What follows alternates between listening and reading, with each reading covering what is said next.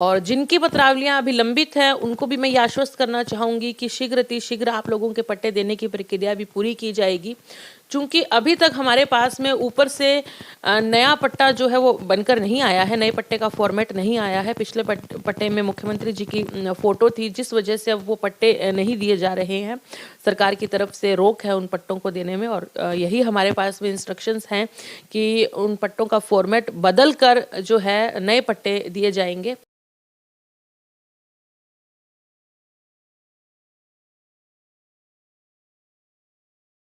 दर्शकों नमस्कार।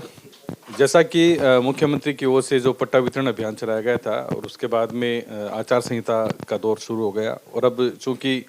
नई सरकार आकार ले रही है, कल जो मुख्यमंत्री है नए वो पद का अपना शपथ ग्रहण का कार्यक्रम है। अब लोगों में ये जिज्ञासा है, एक इस तरह का मन में विचार आ रहा है, इनके पास भी क्यूरियोसिटी आ रही है हमारे मैडम सभापति पायल जी के पास, कि उनके जो पट्टों की फाइलें हैं, नई फाइल या पुरानी फाइल, उसका किस प्रकार से निस्तारण होगा, क्या गतिविधियां रहेंगी। इनको लेकर आज सभापति मैडम ने एक पोस्ट भी लगाई है अपने सोशल मीडिया हैंडल पे।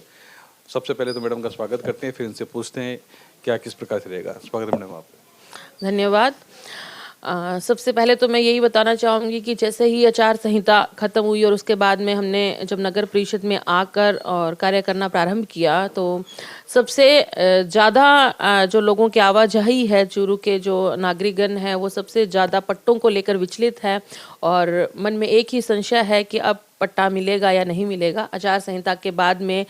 लोगों को आना था, और जब से गवर्नमेंट चेंज हुई है तब से लोगों के मन में एक संदेह पैदा हो गया, एक डर पैदा हो गया है कि क्योंकि अब राज बदल चुका है, तो इस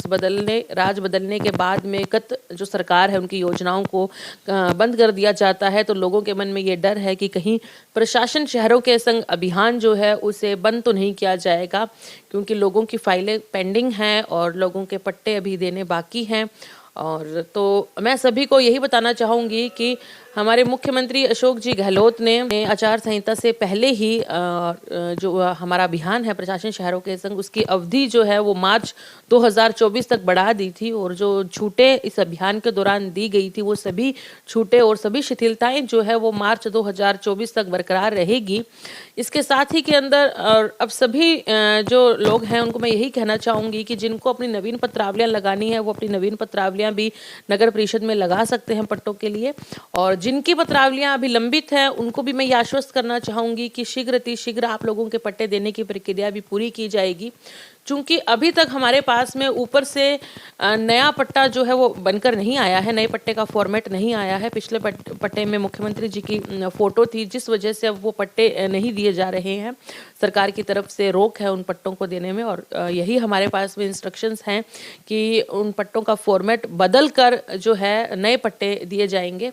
तो अभी इंतज़ार है सिर्फ उन पट्टों के फॉर्मेट का आने का। उसके बाद में नियमानुसार जिनको पट्टे दिए जा सकेंगे उनको सभी को पट्टे दिए जाएंगे। और सरकार से भी मेरी यही उम्मीद है